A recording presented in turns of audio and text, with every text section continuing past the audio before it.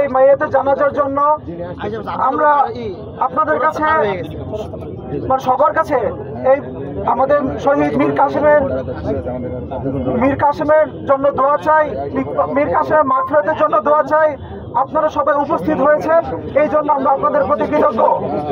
আপনারা জানেন গত আমাদের এই বাংলাদেশে যে অভ্যুত্থান এবং এই যে বিপ্লব হয়েছে, এই প্রতি বিপ্লবের এই প্রথম শহীদ হচ্ছে মীর কাসেম।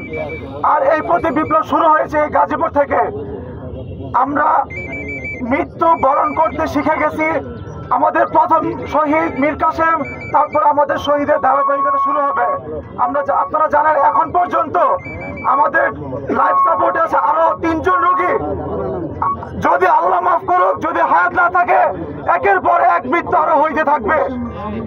যদি আল্লাহ বাঁচায় দেয় তাহলে হয়তো তারা লাইফ সাপোর্ট থেকে বাসায় চলে আসবে, না হলে তাদের আরো 2টা বা 3টা মৃত্যু অপেক্ষা করতেছে। এবং তারা সবাই আমাদের এই গাজীপুরের। আপনারা সবাই তাদের জন্য দোয়া করবেন এবং আমরা প্রশাসনের প্রতি এতটুকু কৃতজ্ঞতা বোধ জানাই, যেদিন এই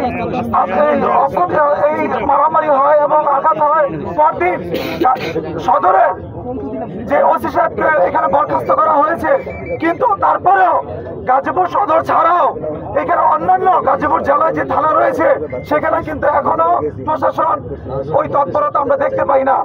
গাজীপুর ছাড়া, সদর ছাড়া, কালিয়াকৈর, শ্রীপুর, কাপাসিয়া অন্যান্য যে থানাগুলো রয়েছে সেখানেও গাজীপুর থেকে এই সন্ত্রাসীগুলো অন্যান্য দিকে ছড়িয়ে গিয়েছে। যদি আমরা গতকালকে জানতে পেরেছি বিভিন্ন জায়গায় তারা আত্মগোপনে রয়েছে। আমরা আশা করি প্রশাসনের প্রতি যে অন্তত অন্যান্য থানাগুলোতেও আপনারা এই ব্যাপারগুলো একটু নজরদারি করবেন এবং খেয়াল রাখবেন। আমরা বেশি দীর্ঘায়িত করবো না। আমরা আপনাদের সকলের কাছে এবং এই পরিবারের পক্ষ থেকে, এই ছাত্র সংগঠনের পক্ষ থেকে আপনাদের কাছে দোয়া প্রার্থী।